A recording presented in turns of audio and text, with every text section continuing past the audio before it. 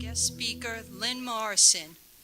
She will speak about hands-on healing on children. Make sure to take notes of your questions because Ms. Morrison will take a few questions right after her talk.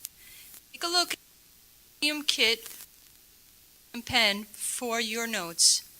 Lynne Morrison is a doctor of Oriental medicine and licensed acupuncturist who has practiced traditional holistic medicine for more than 30 years. Nationally board certified and ordained in energy healing, she helps people to experience the healing power of their own mind, body, and spiritual energies. Lynne believes that our healthcare services are incomplete without an understanding of the role of the human energy field system. She offers education on human energy field dynamics to health professionals, patients and their families, as well as free health clinics to those in need. Lynne is the former research complementary practitioner coordinator for integrative medicine at Chicago's Children's Memorial Hospital, Lurie Children's Hospital. Her primary energy healing research was a randomized control study conducted with children receiving stem cell transplants for leukemia. This work was highlighted in the cover article in U.S. News and World Report in January 2008. Her additional research studied the effects of energy healing on hospitalized children, their caregivers, and family members. Lynne's academic education includes a BA in Education, an MA in World Religions with Sanskrit language, as well as classical training in meditation and the martial art of Aikido.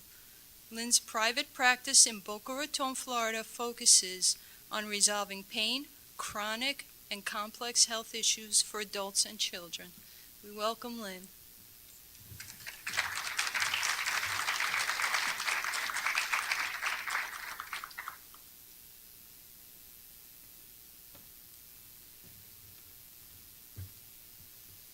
Good afternoon. It says on your program that I'm a guest speaker, but I have to say I feel very much at home. And I want to thank everyone, your warm hearts, and thank you for inviting me to speak today. I've been asked to speak about healing, and specifically healing with children. And the subtitle of the presentation is What the Children Teach Me. And I have that because each time I speak on this topic, I always take a moment to think of all the children, to honor them, to bless them, and thank them. Working with children and their families and caregivers is truly an act of giving and receiving the complete human experience.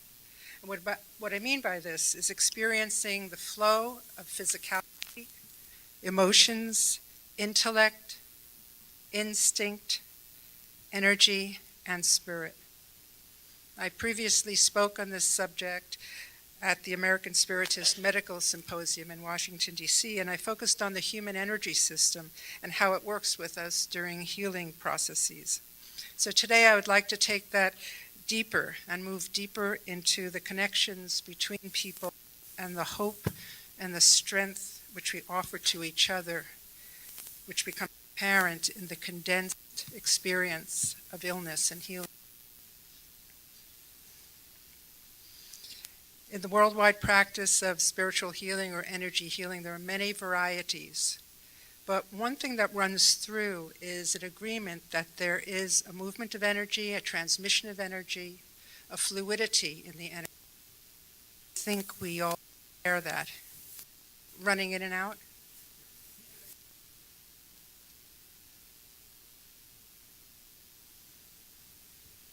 Should I go on? You may have noticed that people, especially when they're faced with illness, they seem to agree that there is more to life than just the physical body, that there is spirit. Sorry.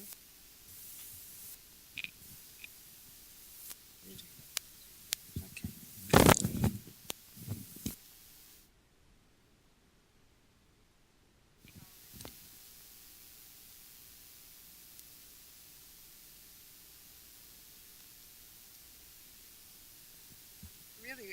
has been an amazing day. Is that better? Okay, okay. So I'll be presenting this as sort of a workshop. First, we'll look at the usefulness of the hospital research that was mentioned, what it shows, what it indicates for the value of integrating the energy healing into the environment of science and technology and conventional medicine, what I call the embrace of spirit and science. Then we'll look at the energy system and energies of prayer. And in the following section, I'll offer some practical and specific recommendations which I've gleaned from my 35 years of energy healing practice. And I hope that when I do that, you'll find something that might be a little useful for you and something that might intrigue you. And then in the final section of the talk, I'll offer an inspirational healing example of the truly mysterious and wondrous alchemy of human and spirit. And then I'd like to leave some space in our time for question and answer. So returning for a moment to the embrace of spirit and science. In that embrace, there is an indispensable role that spiritual feeling plays in the connection between people engaged in the healing process. And by healing processes, I mean the connection between people who are bringing hope and energy back into a physical system that has become weakened by some sort of disease process. It can be something like a cold, which causes discomfort and some suffering, or it could be something more complex, it could be something chronic. And this disease process affects the person, the child, the family, the friends, the caregivers on multiple levels. We think of the effect on the body as being most prominent when we are really ill. But the body, even a small child's body, reflects mind, emotions, and spirit. It's a mixture like a constantly changing weather pattern. Sometimes even a small child, can become fixed in one pattern, and suddenly a tumor can develop, or the blood is not being made properly, or you're home with your child and an injury occurs, or an infection arises. The child is scared, sick, lethargic, and suffering. So we want to offer comfort that the suffering will change and the trauma will lessen.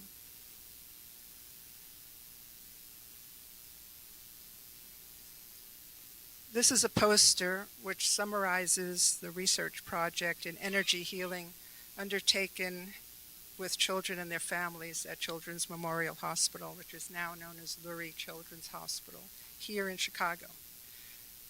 So I was privileged to be asked to work in this research, part of the integrative medicine initiative in the hospital. And the poster describes the intentions, some of the methods, and the outcomes through narratives and charts. But since this is not a medical conference, I'll go over the parts that make sense for us. Okay? We had this amazing opportunity to bring the sciences together with the deepest human experiences of hope and feeling. Of course, those exact words are not found anywhere on the poster.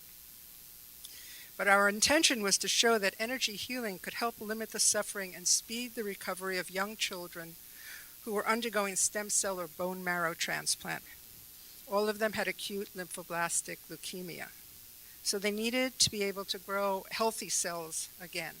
They were only producing diseased cells in their bone marrow. So I felt that was a very noble cause. And really importantly, we needed to show we could fit ourselves into the hospital environment doing this kind of work. And we adhered to really strict scientific research methods for randomized control study. And I was particularly happy and excited about the hope that might arise in the patients and in their families with this project. So when I expressed this excitement to one of the researchers, her eyes went really wide, and she went like this. She said, shh, shh. She said, this is one of the biggest criticisms, that when we bring in the elements of energy and spirituality and spirit, we also offer false hope. And I looked at her and I was incredulous, I said, no, no, no. I said, hope is never false. And I'm talking about the hope that rises up from within. That's our lifeline to spiritual knowledge. That we're connected to each other and to spiritual energies and to the heart of creation, that we are not alone. And I think this is probably shared by us in the room. And it's my feeling that hope and prayer live in that feeling that we are in communion with spiritual forces. And we can bring that feeling and connect to that feeling in every healing interaction. It's part of what I call our portable healing environment. We take it wherever we go, whoever we're with. So back to our poster. Okay. So we look at it, and there's certain data and intents. This was a pilot study. There were 9 children enrolled in this study, each one for 100 days, a total of 100 days.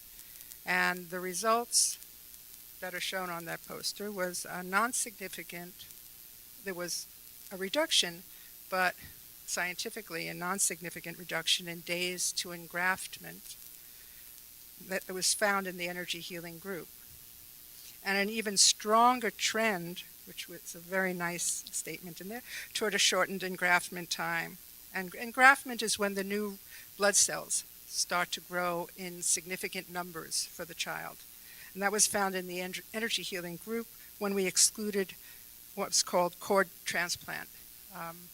This is umbilical cord tissue instead of stem cells or bone marrow. And that takes a much longer time for the child's body to work with, to grow.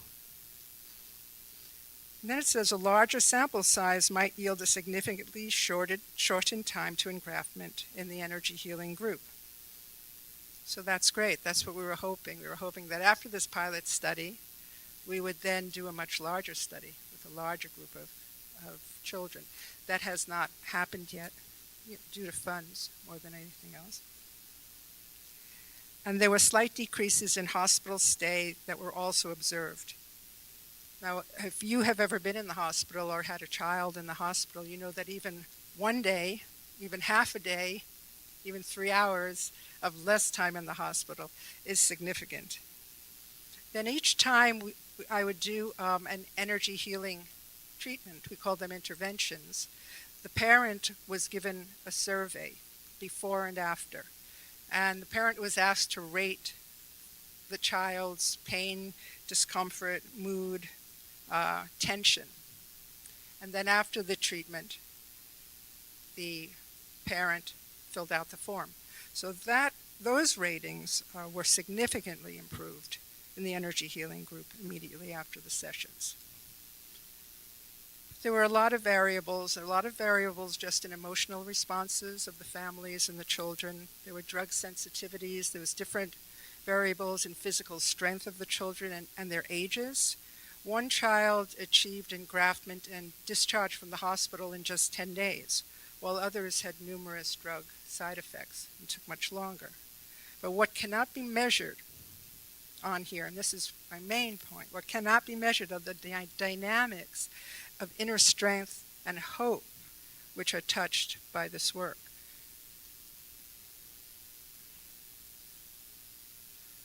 This was not a study to measure the effects of prayer, but if we see prayer, and I know just from today I found there are many ways to see prayer, but if we see prayer as that deep connection with Spirit, then there was prayer in this study. And if we understand that the power of hope arises from that feeling-based prayer in which we know we're communicating with intelligent forces that connects us to each other and to expansive universal energies, then prayer was a very potent element in this study and in the interactions in the hospital rooms. All of the energy healing interventions took place with the families. Sometimes a parent was holding the child as the work was done. Sometimes there were right next to me. Every once in a while, the parent would step out of the room. And what doesn't appear on the poster are the human connections and the workings within the energy field. If we read between the lines on that poster, we get a sense that the narrative is pointing toward unseen forces tested within the constraints of scientific research methods. So this is a beautiful painting by Alex Gray of the human energy system. Just as we all have bones and organs and skin, we also have an energy anatomy and a physiology, how that energy works within each one of us. And this is roughly what many spiritual and energy healers work with. And though many of us may not be fully aware, it's what we work with every single day. This is part of the human experience. It's part of being who we are. And a lot of communication takes place here through the electromagnetic fields. There are core energies in the spine. And we heard earlier today about the chakras. Those are the larger energy centers. There's channels of energy flowing and generating other fields of energy. Everything's always interpenetrating. It's truly like a giant, constantly changing weather pattern. And when you look at the energy field, if you look at the outer layer, the part where most of us can be kind of conscious or feel is about this wide, about arm's length. And it's where most of us begin to actually feel something. Like when somebody comes behind you, somebody's behind you. Sometimes you're feeling it because they're coming into that layer of the energy. But remember, even the layers they're not layers like, boom, boom, boom, boom, boom. Just like the chakras, although they're boom, boom, boom, boom, boom. That's kind of the anatomy of it, but how your particular body utilizes the energy flow, it's very different for each person. And it's certainly different when somebody is ill. But the outer area has great communication potentials.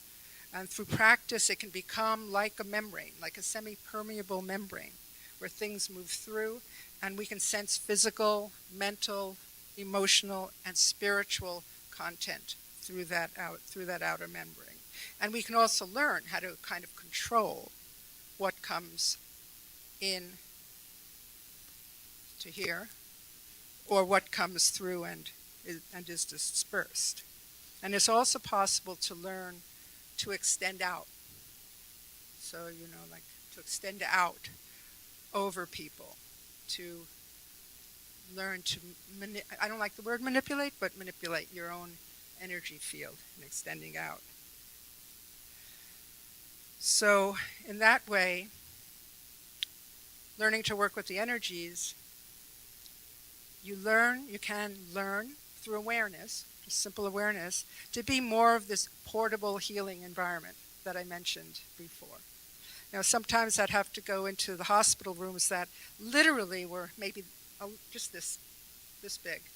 The very, very small rooms just filled with machinery and noise and, all kinds of tubes and things like that. And then I would have people say to me, well, what do you do? How can you do anything? Well, you become a portable healing environment.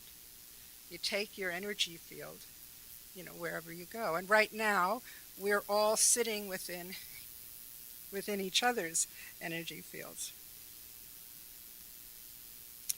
So in this study, as in everyday life, parents are deeply connected with their children. And I think we all know that. Everyone who has children know how deeply connected you are to your children. And we had some significant events happen in our study. I'd just like to share a couple of them with you. There was one mother who spoke very little English, and I spoke no Polish, And we were sitting quietly, closely together in the hospital room. I was holding her little child as part of one of the interventions. And energy healing is really it's a movement of natural energies between people. And these energies have frequency, they have color. Most of the time our eyes are just ignoring that color.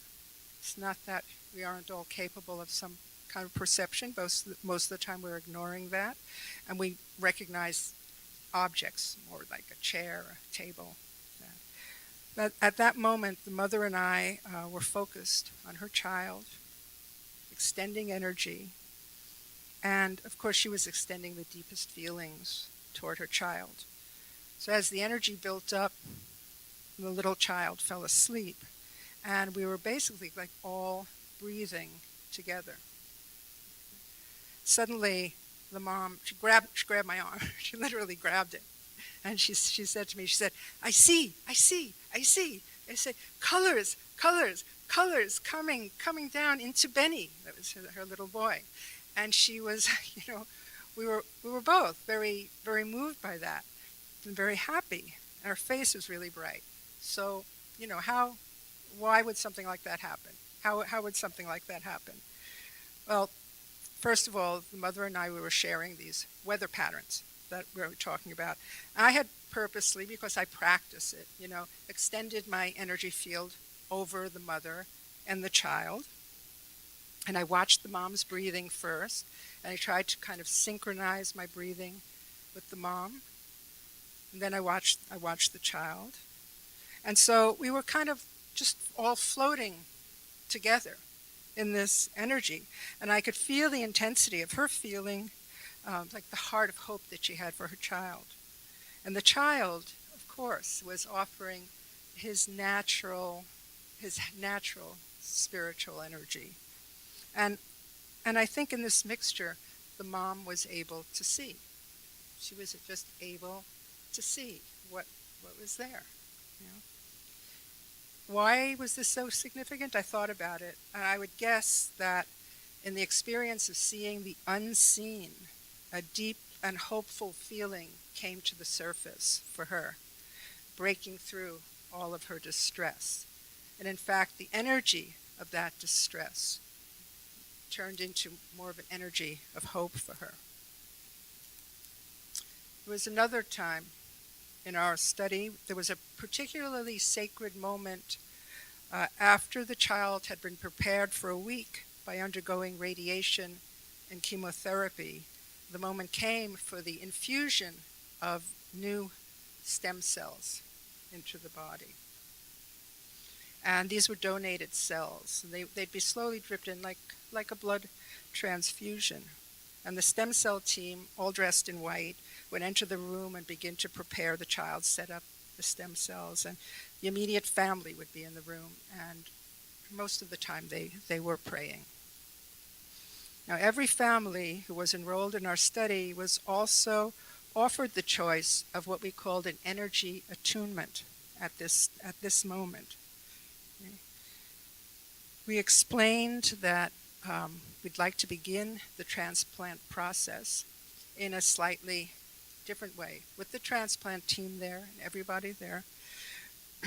But what we wanted to do is introduce the cells, the energy of the cells, to the child's body, just as the cells started to make their dripping in.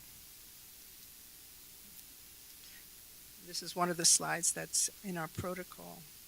So every family was offered this, and something they had never heard of, and every family agreed to it.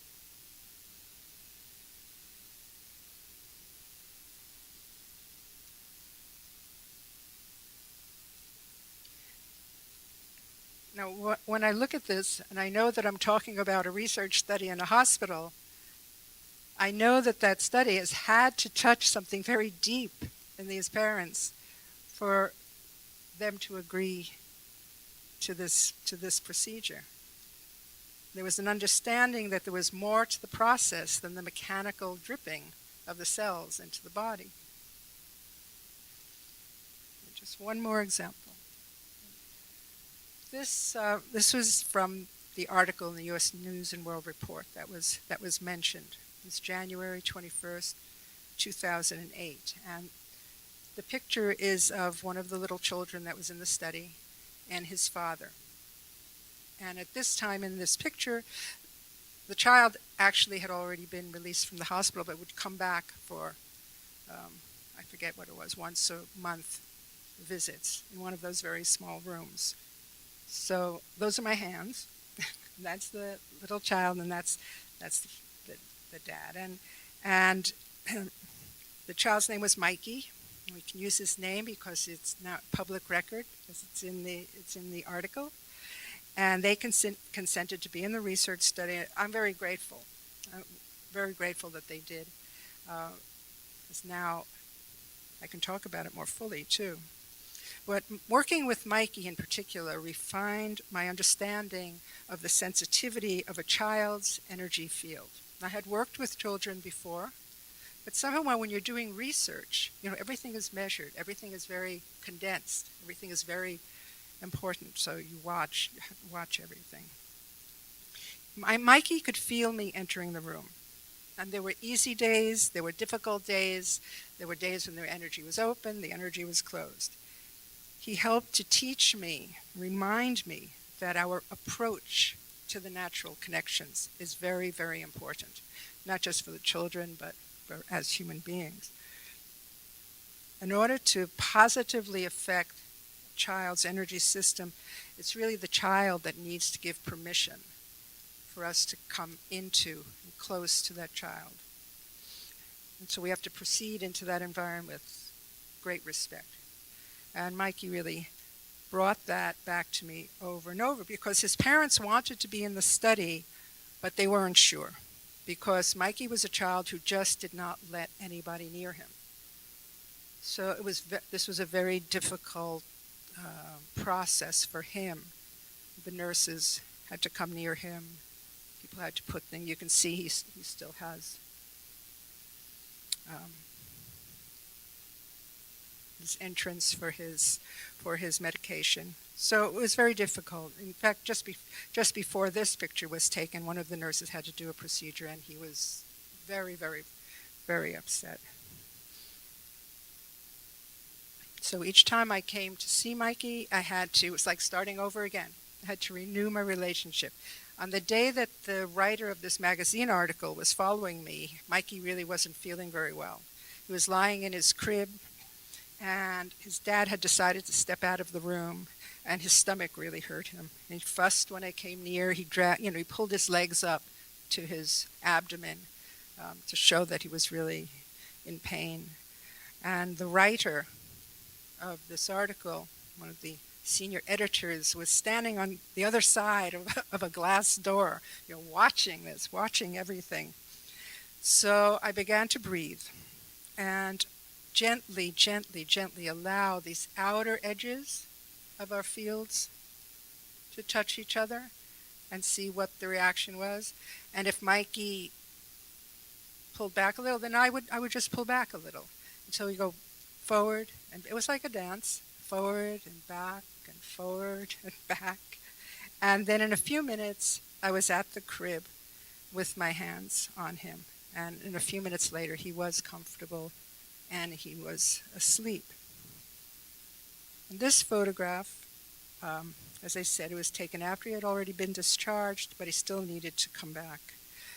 And it is an example of creating that portable healing environment that I was talking about. This was probably one of the most cramped environments that we had been in. But of course, having his father holding him created a very beautiful circuit of energy. And the father was breathing, and Mikey was breathing, and I was breathing, and the room was breathing. It was very beautiful.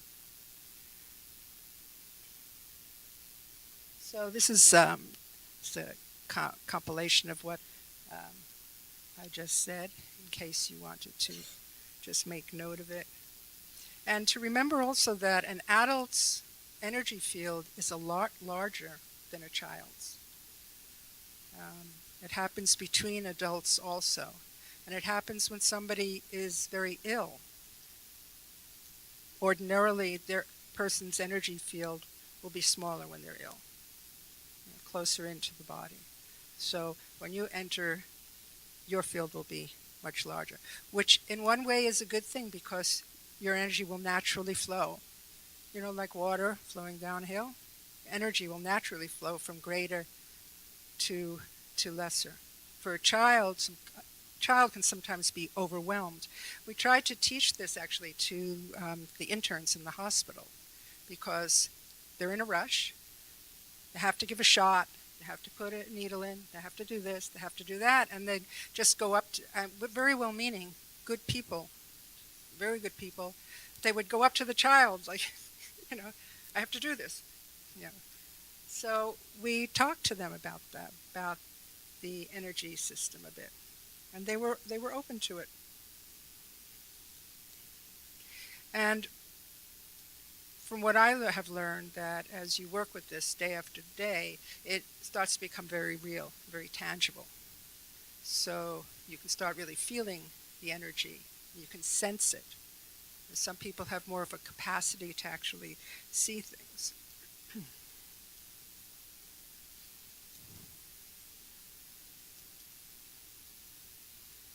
So in talking about the portable healing environment, what do we want to do? Well, we want to bring the entirety of our energy system to the person, to the room, to the experience.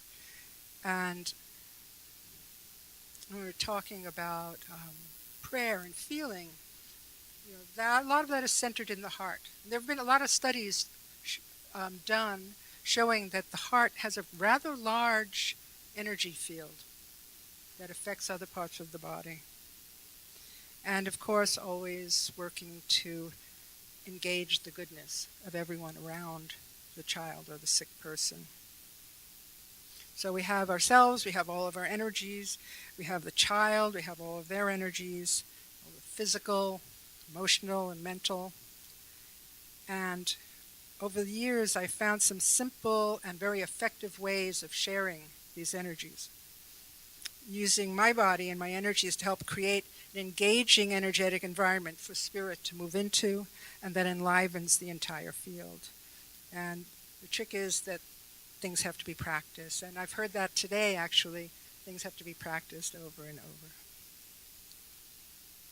So these are just some simple mechanics that I've learned that are very, very powerful. Like if you're sitting right now where you are, do you want to try something with me? Just to see if you change? Okay. So if you put your feet on the floor and just, because how many of you were aware of your feet just now before I said it? No? Yes? Yes? Okay. So part of the practice is actually to be aware of your feet all the time. And you can start by having the feet on the floor, and you just feel the outline of your feet. You can feel the outline of your feet. You can feel your heel. You can feel the ball of your foot, and be aware of where your arch is. Some people have flattened arches. Some people have high arches. But the arches have really good energy centers, and the ball of the foot, from Eastern medicine, Oriental medicine, is a very potent acupuncture. There's a point right there. Okay. So that's the first thing, just awareness of your feet. The next is the spine. We looked at the energy system. You can see how important the spine is, and the chakras kind of line up, and they go from front to back through the spine. So to have that awareness of your spine kind of just lengthen, you're sitting there and you just let your spine lengthen up a little bit. So you're aware of your feet, and then your spine is just lengthening a little bit, and then you breathe. And just breathe. The life force really is carried on the breath. The prana. I lived in India for many years, and it was the prana. The prana is carried on the breath. So you're breathing. You're aware of your feet. Your spine is lengthened a bit, and you're breathing. So you just take a breath in. And then you exhale. I bet you felt something in your body. Yeah? Little something, little expansion, little something. You all look great from here. Okay. Now, this next one is engage the center lines of the body. That's if you're working with somebody else. You know, we said the chakras all line up. Yeah. And there's something that happens when you become aware of somebody else's center line. And you line that up with your body. You don't even have to be totally facing them straight on. You just have to have that awareness of you line up with the body. Now, I practice martial art of Aikido, and in Aikido that's also a very important principle of having yourself lined up with the center line of the body. In Aikido, the objective is, of course, to get the person down, but it's a very important thing. So you engage the center line of the bodies. And then you breathe. If you're breathing, you breathe into your heart so that you're aware of your own heart energy. And through the breath, you can start to practice to extend your energy over someone else, over family members if you're with a family, or over the child. It's just something to think about, something you might want to try, any one of those.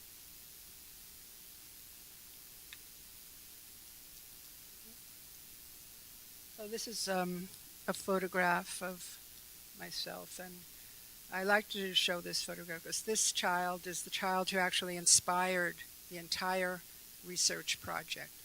And I'm in one of those small rooms and creating the portable healing environment. I'm particularly indebted to this child. Okay. So I'd like to just share with you a very simple method of sharing energy with a child.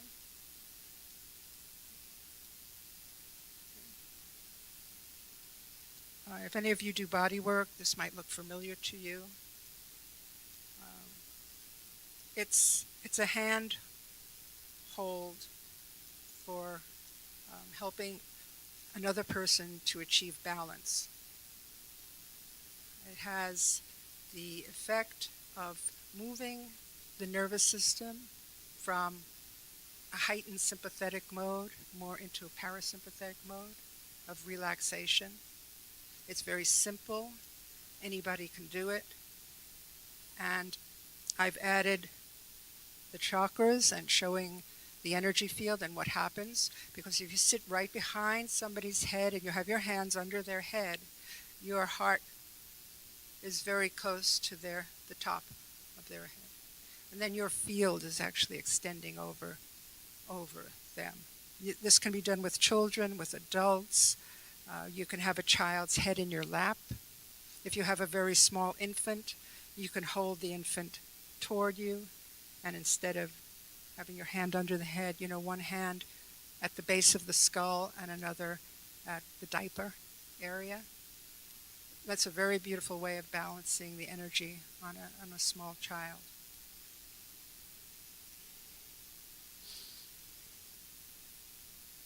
And when you do this, you'll notice there's no rush to do this work. And if you're with a child, it's good to notice the child's breath. And child's breath might be boom, boom, boom, boom, boom, boom, boom, boom, boom, and your breath might be boom, boom, boom. So you have to synchronize so that at some point, one of the child's in-breaths will be your in-breath, and one of the child's out-breaths will be your out-breath, instead of trying to synchronize, And if the child is breathing very quickly because of illness or fever, you'll find that things slow down a bit and synchronize a bit.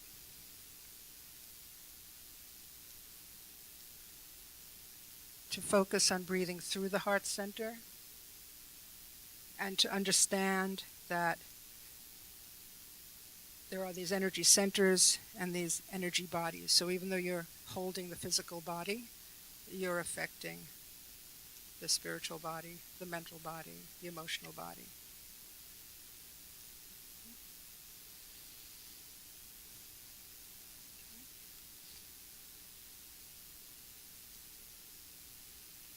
person sitting behind will have the feet on the floor, awareness of the feet, spine lengthened, just what we did. These are very, very simple things. But over the years, I've found that these very, very simple things are incredibly potent. So that's why I'm sharing with you. And then to finish, I'd like to tell you a story of something that can happen when all of the medical efforts, all the high tech, all of the hope that comes up in the parents, all of the intention, all the prayer, healing interventions can come together for amazing, amazing results. I was in my office in the hospital one day and I received an email from the head doctor, who was an ICU doctor. And the email said, "Can you jumpstart a dead heart?" And, I looked at it and he said, "Come to the ICU." I had no idea what this was about. So I went down to the ICU. I went into one of those constrained environments. It was a small room. It was just filled with machinery and sounds. It was a tiny body with tubes going everywhere. The child was on what's called an ECMO machine. It's basically like a heart-lung machine because when he had been brought to the hospital for chemotherapy, one of the chemotherapy drugs had basically deadened his heart. So the way I was told, it was necrotic. And he had been now on this machine for 12 days. The doctor heard the mother talking about something like Tai Chi or something like that. And he said, "Well, we have somebody in the hospital. We're doing some studies. Would you like this person to come?" And she said, "Yes." So I started working with this child, a 30-month-old boy. He had been on the ECMO for 12 days with a complete lack of recovery. The next step was for what was called a Berlin heart, and hoping that he could get a heart transplant, which was difficult because he also still had the cancer. But what the doctor said, that he had an irreversible cardiotoxicity and probable end-stage cardiac degeneration, and he needed the heart transplant. So I saw this sweet boy for 6 visits. The mom was always with me, two of them a day while he was on this apparatus. On the 5th of the 6th visits that I had, I told the doctor, "Hey, I think that his heart is beginning to, like what I said, hold a charge." It was like there was something there. And I could feel like the toxicity in the cells. And during the treatment, his mother was holding up his shirt so I could work, and my hands were on his head and his chest. And then suddenly this shaft of light entered the room, entered right through his head to his heart. It was unmistakable. I felt the mother breathe.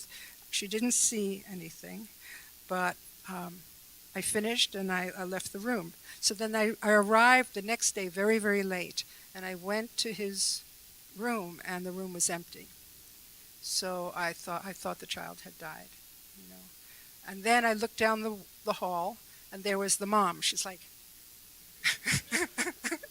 like this.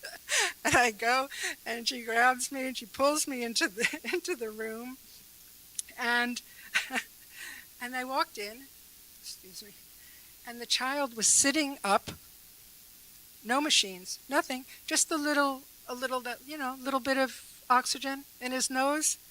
And we looked at each other and I said, "Well, what happened?" I said, "What does the doctor say?" And she said, "They're not saying anything. They don't know anything." And I followed the doctors around on rounds, and the nurse, and I grabbed the nurse practitioner. I said, "Well, what are they saying about this?" She said, "They're not saying anything. They're not saying anything at all." I said, "Well, what happened?" They don't know. They don't know. But the doctor who had asked me to come down there, he sent me an email. He said he has to say this was the first time in his career of 25 years he had seen what he would call, a miracle. And that, for me, it wasn't like that I did anything. It's like this whole, whatever came together for this child, whatever the unseen forces were, whatever the prayers were, the technology, everything, the doctors, had this outcome. And so, because we were a research facility, I checked it out. I looked at the records, and this is what I found. So he was 12 days on the ECMO with a complete lack of. So his systolic function was 3% when we started, and after the first treatment, 10%. It went up, and after the 5th day, only mildly depressed function, and 10 days he was essentially normal.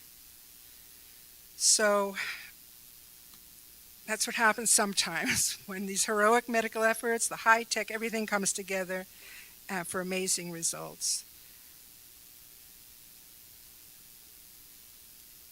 Okay, so I thank you for your kind attention. If you have any questions now, I can answer your questions.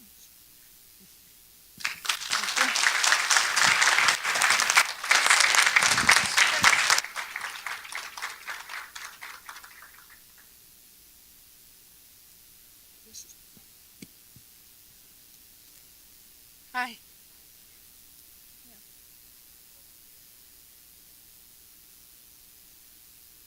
Be loud and obnoxious. It's okay. First of all, thank you so much for sharing your experiences with us. It's really great. Thank you. Thank you. I was wondering if you could tell us a little bit about your personal preparation as you're about to start the healing energy. Mm-hmm. How do you prepare yourself mentally beforehand? Do you reach out to a higher power, or do you just focus exclusively on the patient at hand? Well, it's a complex question. I personally have done a lot of, I guess you'd say, work on myself, and so these things I shared with you, the awareness of the feet, the awareness of the heart, the spine, the reaching out of the energy field, because that energy is limitless, So all communication can take place through that. So I'm usually making sure I'm doing all those things.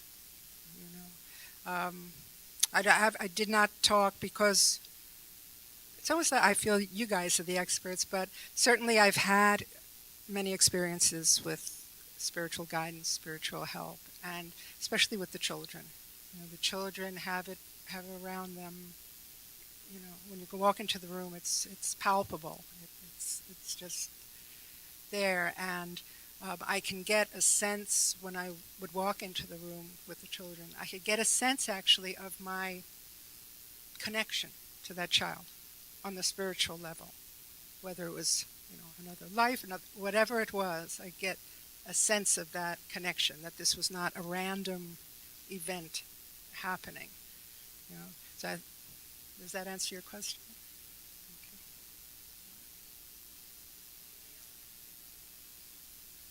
Okay. Anything, even technical question? Lynn, thank you. It was wonderful. Have you found in your research anything like donating or transmitting too much healing to be not beneficial to your patient? You mean like an overdose? Yes.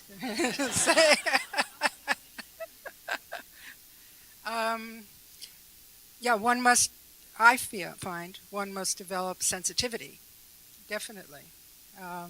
As that's part of what I was indicating, talking about the sensitivity to the child's energy field, going in and out, and the understanding that our fields are much larger than children's fields. So there is a sensitivity that needs to be, excuse me, that would be part of what one would want to develop.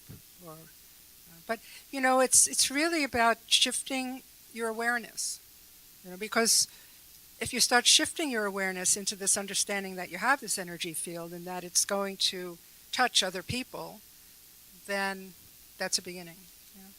Does that answer your question? It's funny, because in Oriental medicine and acupuncture, we have to be aware of that all the time. where you put needles in, how many needles you put in, how long you keep them in. Yeah.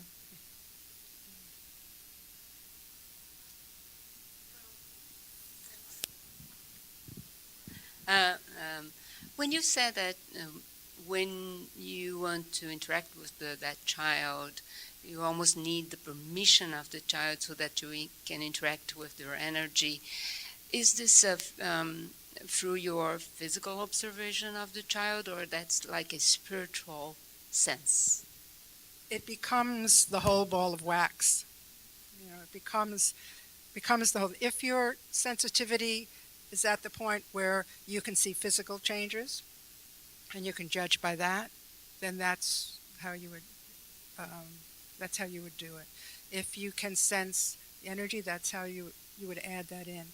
If you could sense the child's, spiritual guidance, then you'd add that in as well. But I think everything, if we try with our awareness, all of that will filter down. And even though you think you can't, even though you think maybe you can only do like the physical thing, the rest of it will filter down. And I find you just need to kind of look a little more. Yeah. Sir, just a second, please. Go ahead.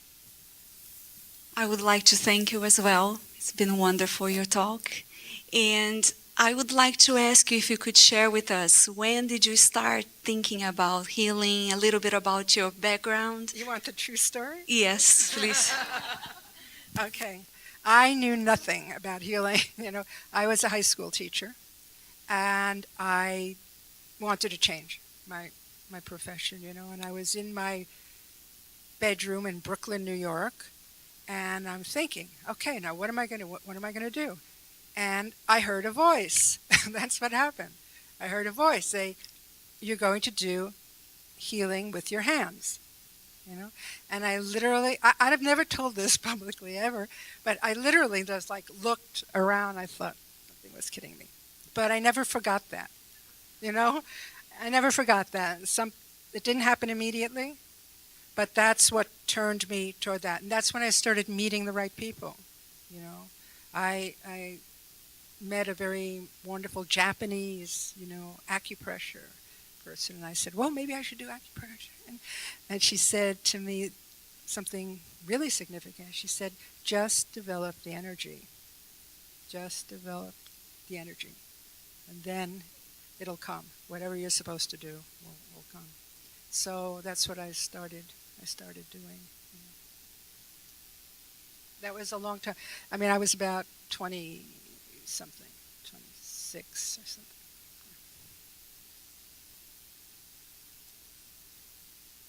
My question was, you mentioned that how long this intervention takes, your intervention with a child. With the child? Yeah. In the hospital 10 study? Minutes, 15 minutes. In the hospital study, each of our interventions was 20 minutes. Parents, it's immediate healing environment for the child, and after you leave, did you?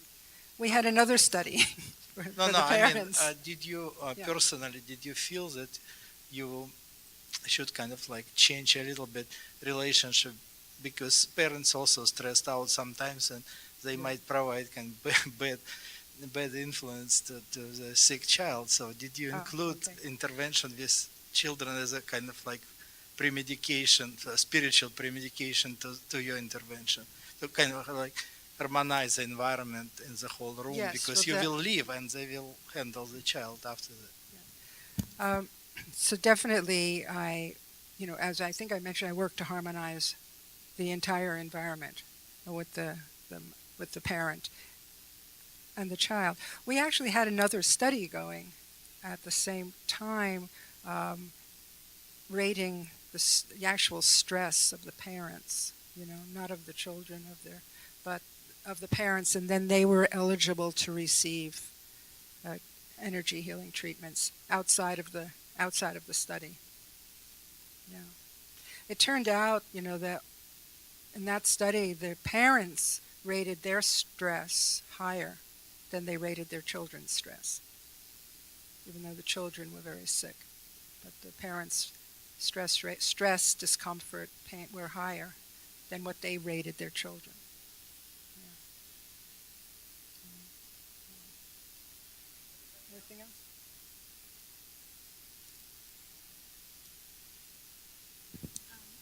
Curiosity. Okay. You said you lived in India for a long time? I did, yeah. And what was, were you studying there? Were you... I was doing the standard.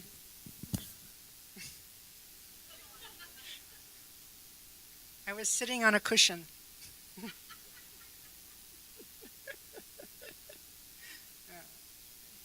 So,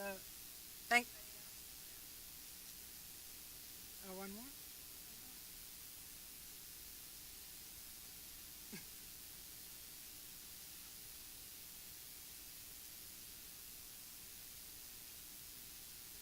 A two-part question. Are you the only one that's doing this at the hospital, or do you have a team, and how can you become part of that team?